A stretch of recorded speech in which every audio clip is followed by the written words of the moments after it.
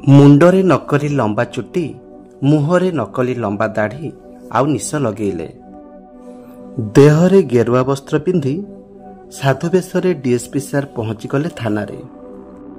थाना बाबू को एफआईआर लिखेबा पई अनुरोध कले।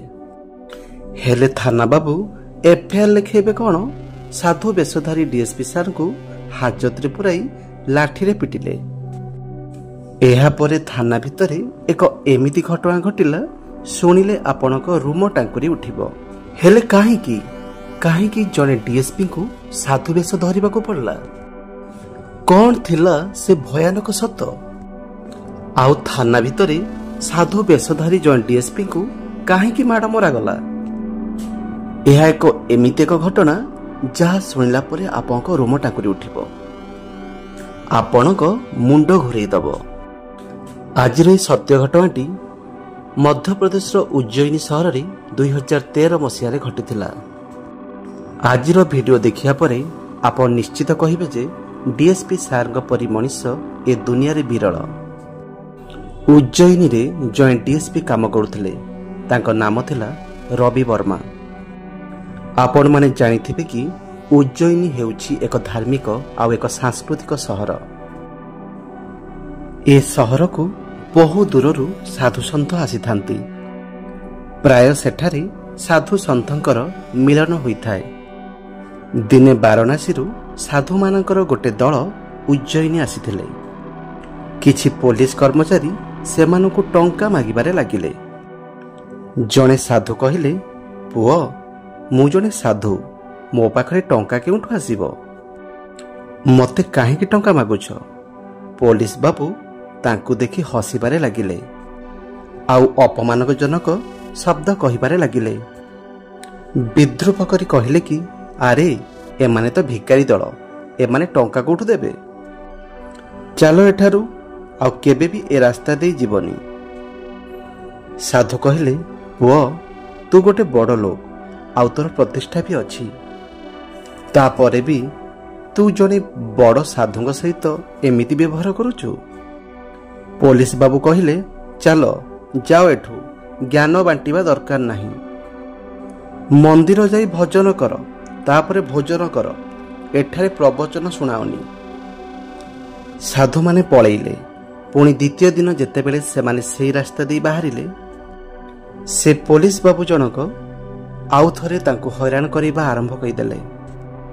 कहिले, पुणी चली आसिलो, काली कहिथिले फला ए रास्ता देई आसीबनी, तम आश्रम रे जाई रुह, एठाकु आउ आसीबनी। साधु कहिले, पुओ तमे काहेकि हैरान करूछ? मु तुमर कौन असुविधा करिछि? मु मो रास्ता रे जीवा आसीबा करूछि, मते हैरान करी तम कौन मजा आसुछि?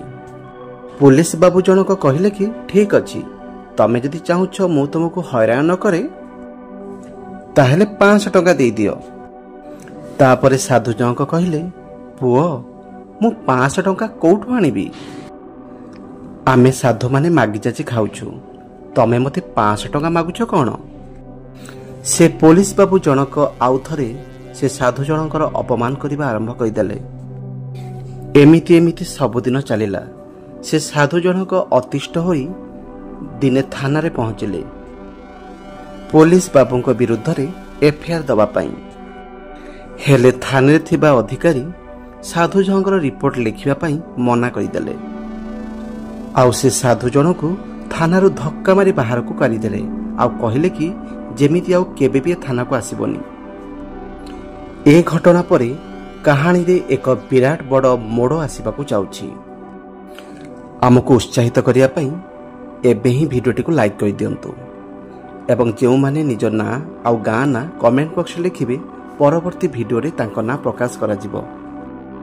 तापरे अपमानित होई साधु जनक थानारू फेरिले आउ साधु अभिशाप देले जे मो सहित थाना रे जेमिति व्यवहार कल बहुत अल्प दिन भितरे तार फल तमे माने भोगिबो।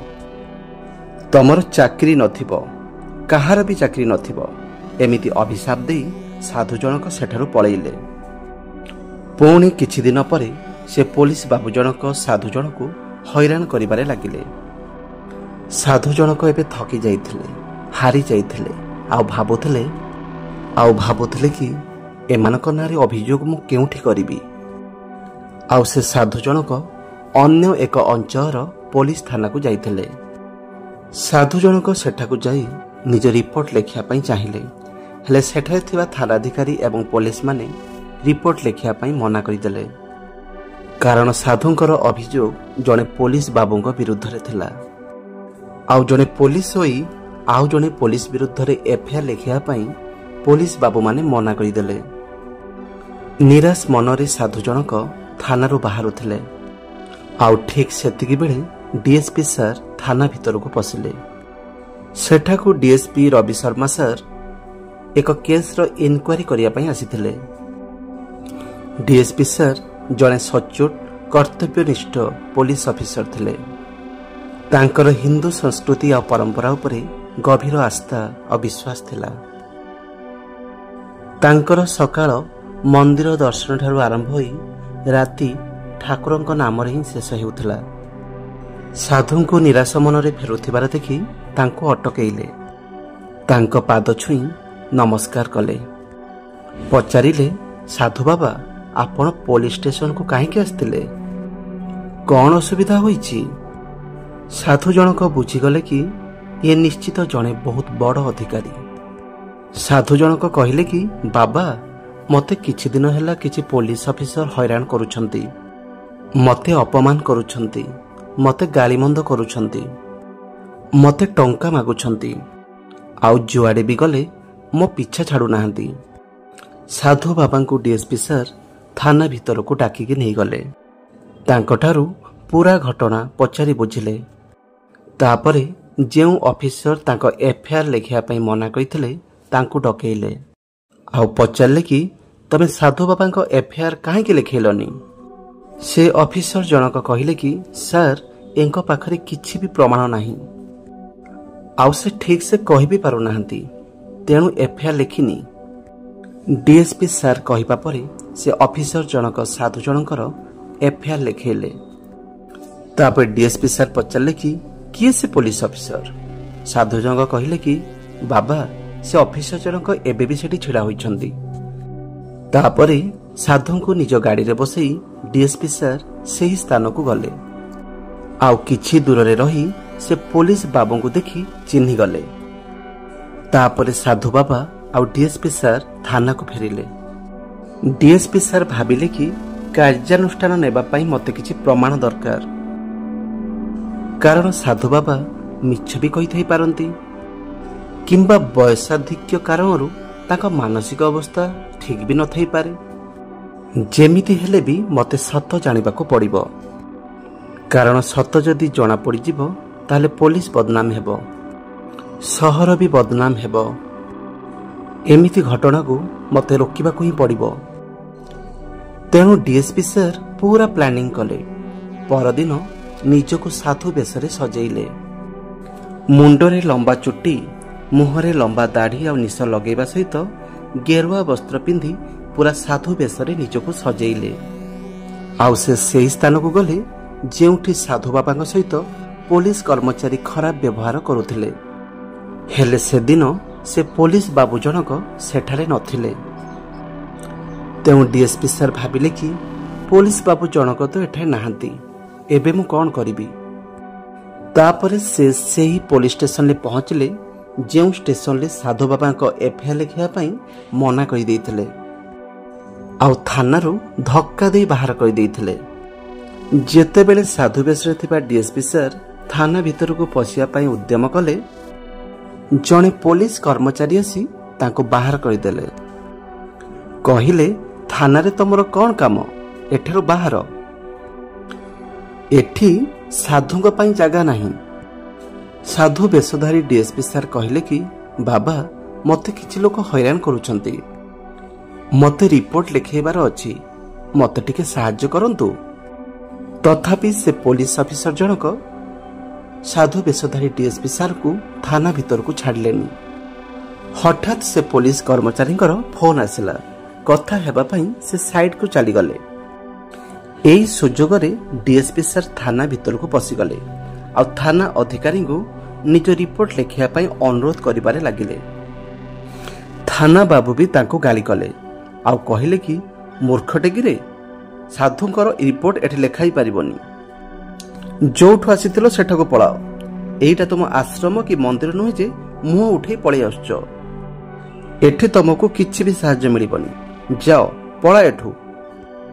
तापरे साधु वेशधारी डीएसपी सर जोर जोरे हसिबाको लागिले। एते बड़ जोरे हसिबार देखि से थाना बाबू जनक डरी गले आउ पचारले कि अरे पागल हो जाइछ ना कौन एते जोरे कौन हसुछ। तापरे डीएसपी सर कहले कि तमे जानी पाउन बोधे काहाकु कौन कहि चलीछ आउ हसी करी कहले मु सबुठु बड़ चमत्कारी साधु मु चाहिले एबे भी तमर चाकरी नहीं जीवी। साधु वेशधारी डीएसपी सर ए कथारे पुलिस बाबू जनक बहुत जोरे रागी गले। तापरे से साधु जनक नहीं जेल हाजत रे पुरई देले। तापरे डीएसपी वेशधारी साधु जनक कहले कि तुम थाना इनचार्ज को 15 मिनिट भितर एठाकू डाक नहेले तमर सबु स्टाफ को मु सस्पेंड करिदेबी। तापरे पुलिस बाबू जनक कहले कि तमे प्रधानमंत्री ना जने बड़ विधायक जे तमे एमिति कथार्ता करूछ।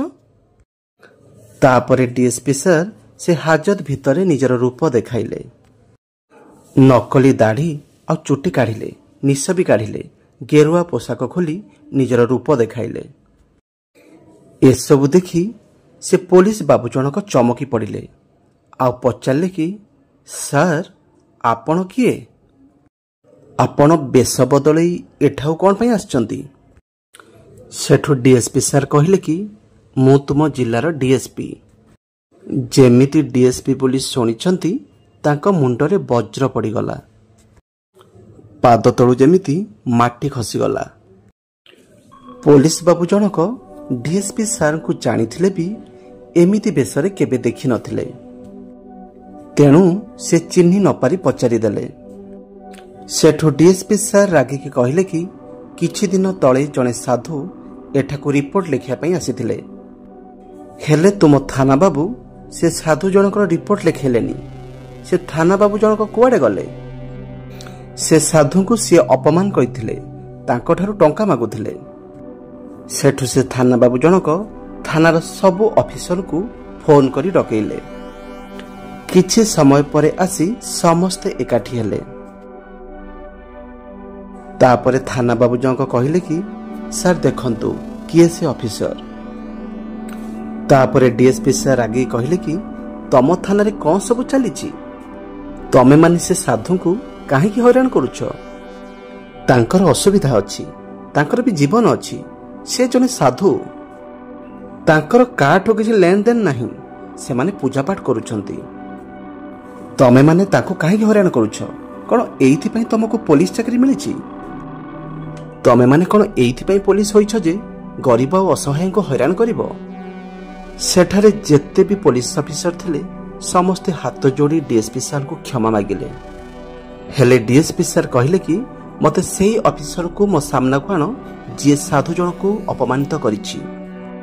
से ऑफिसर से दिन छुट्टी रे थिले विवाह कार्य रे थिले। जेमिति पुलिस थाना रो फोन गला जे 15 मिनिट भितर आसी थाना रे पहुंच से दौड़ी दौड़ी आसी थाना रे पहुंचले।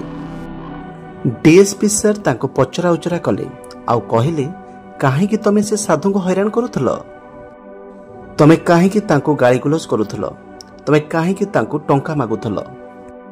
सेठो ऑफिसर जनक कहले कि सर मु सेमिति किछि भी करिनी आपन के कथा किए कहिला साधु जनक मिछ कहउचंती मु सेमिति किछि भी करिनी। तापरे डीएसपी सर से साधु जन को थाना को डकैले आउ साधु जन को कहले आपण भल कि देखंतु ये कौन सही पुलिस ऑफिसर। साधु जनक कहले कि हाँ रे बाबा ये सही पुलिस ऑफिसर।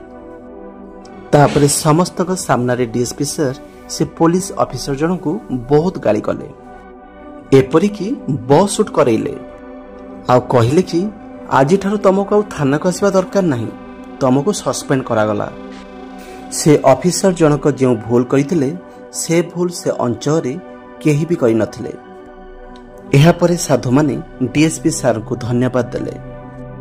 डीएसपी सर को पई शहर କଳଙ୍କିତ ହେବାରୁ ବଞ୍ଚିଗଲା। ଡିଏସ୍ପି ସାର୍ ଜଣେ ପଣ୍ଡିତଙ୍କର ପୁଅ ଥିଲେ, ତେଣୁ ଧର୍ମ, ସଂସ୍କୃତି ଆଉ ସାଧୁମାନଙ୍କୁ ସମ୍ମାନ ଜଣାଇବା ତାଙ୍କୁ ଭଲ ଭାବରେ ଜଣାଥିଲା। ଖାଲି ସେତିକି ନୁହଁ, ସେ ଜଣେ ସଚ୍ଚୋଟ ଆଉ ନିଷ୍ଠାବାନ ପୋଲିସ ଅଫିସର ଥିଲେ। ଅସହାୟଙ୍କୁ ସେ ନିଜ ଆଡୁ ସାହାଯ୍ୟ କରୁଥିଲେ, ଦୁଃଖୀ ଦରିଦ୍ରଙ୍କର ଦୁଃଖ ବୁଝୁଥିଲେ। ଏହା କୌଣସି କାହାଣୀ ନୁହଁ, ଏହା ଏକ ସତ୍ୟ ଘଟଣା। ଖାଲି ସାଧୁ କାହିଁକି, କାହାକୁ ବି ହଇରାଣ ବା ଅପମାନିତ କରିବା ଉଚିତ ନୁହଁ। ଆପଣଙ୍କର ମତ କ'ଣ ନିଶ୍ଚିତ କମେଣ୍ଟ ବକ୍ସରେ ଲେଖିବେ। ଆପଣ ପୋଲିସ ଅଫିସର ରବି ବର୍ମାଙ୍କ ବିଷୟରେ କ'ଣ କହିବେ? ଆପଣଙ୍କ ଉତ୍ତରକୁ ଅପେକ୍ଷା ରହିଲା। ଯଦି ଆଜିର କାହାଣୀଟି ଆପଣଙ୍କୁ ଭଲ ଲାଗିଥାଏ ନିଶ୍ଚିତ ରୂପରେ ଲାଇକ୍, ସେୟାର ଆଉ ସବସ୍କ୍ରାଇବ୍ କରିବେ। ଧନ୍ୟବାଦ।